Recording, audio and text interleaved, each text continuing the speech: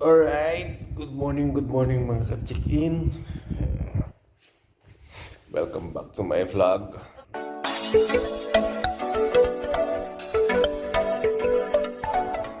Ngayon lang muli ako nakapag-vlog. Kanina pa ako gising actually. Tinatamad lang akong bumangon at the same time kinakabahan. Ngayon lang ako makaka-experience na ooperahan. Minor operation lang itong kamay ko. Yan, kung nakikita niya. Yan. 2 weeks na to actually, hindi ko pinapansin. Kala ko dislocate lang. Kala ko nalihis lang yung buto. Nararamdaman ko pag nagagalaw siya, hindi siya, parang may napupunit ka ako sa loob. Pumunta ako kahapon sa hospital. Balik pala yung buto. So, sabi ng doktor, kailangan daw operahan. Kung i-clip naman, ganun din daw yung yung process. Pero mas maganda daw yung healing talaga pag mo operahan. Sabi ko, hindi, sige. Operahan na lang. So, yun. Ganito pala mo operahan ng kahit minor para ka manok na kinukondisyon. Kailangan mong i-control yung moisture na para siguro hindi madugo o kung ano man. Actually, hindi ko pa alam kung ang gagawin. Kasi operahan, di ba? Siguro bubuksan. Kasi ayun yung buto. Ayan, kung nakikita niyo dyan. Nagagalaw ko naman siya. Kaya lang, hindi siya kagayang full stretch ng ayan. Yan na yan. Binabata ko na yan. Ganyan na yan. Ayan, ganyan siya. Yan. Tapos yung buto, umatras. Yan na. Pumasok. Yan. Kala ko, kasi nung pagkakaano nito, aksidente, pinahila ko sa kaibigan ko. Para ako bumalik, kala ko dislocate lang. Pala,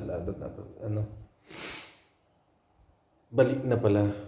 Pero nung gabi kasi na yun, talagang nakita ko yung buto. Nakabukol. Pinahila ko, bumalik. Kaya sabi ko okay na. Pero siguro mga 5 araw talagang jumbo yung kamay ko. Tapos nilagyan ko support, binalutan ko, tinalian ko. So, wala naman yung sakit, hindi naman siya ganun kasakit. Kaya lang ngayon, talagang pag napupwersa siya, para ka kung may napupunit sa loob. Nag-decide ako kahapon na pumunta na sa hospital. Yun pala ang dahilan. Balik pala siya. Siguro pag nagagalaw, may laman sa loob o kung ano man. So yun, update ko na lang kayo ulit mamaya pag nasa hospital na ako. Tatamad pa ako bumangon, taka medyo ninenervous ako.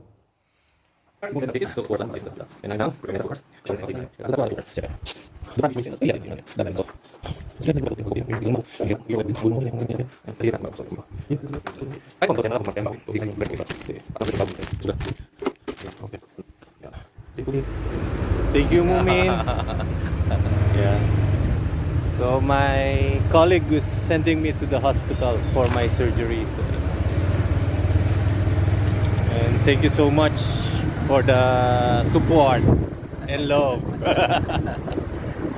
You're welcome.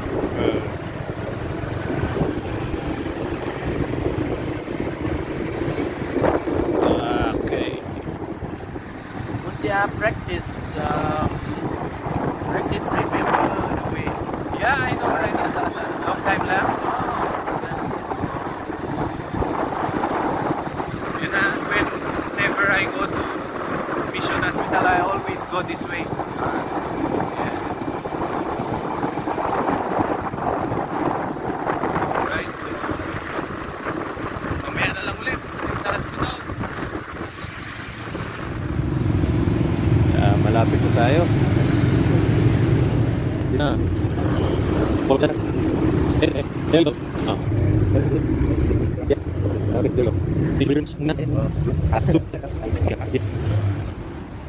So ayun, karating na tayo sa hospital. Skumbuko.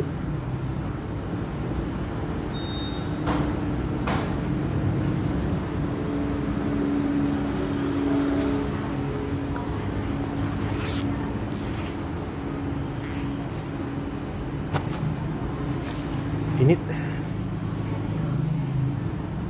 Ready na natin yung appointment letter. Alin man kailangan nila dito. Say hi. Hi. Okay. Say hi for your friend. Yeah. This is for my fan page. Yes. I have an appointment for surgery. Which station? Right here. Wait here. Okay. Thank you. Station first.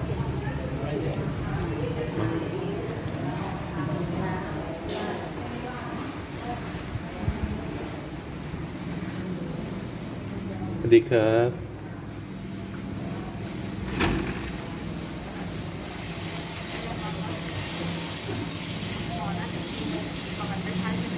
Sorry? Passport. Mag-check na ka.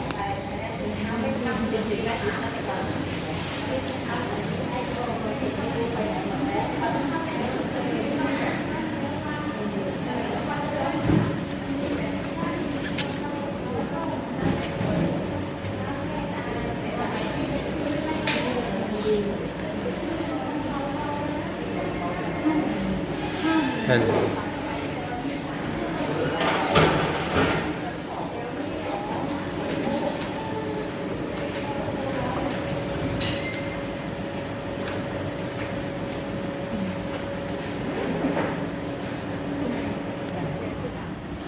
Thank you.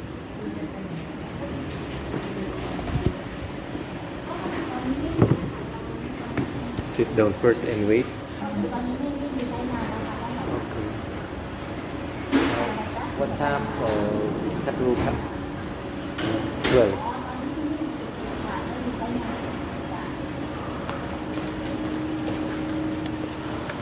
So yun, maghihintay pa tayo. We have to wait until 12 p.m. So, yun, balik na lang tayo ulit. Thank you. Bye-bye.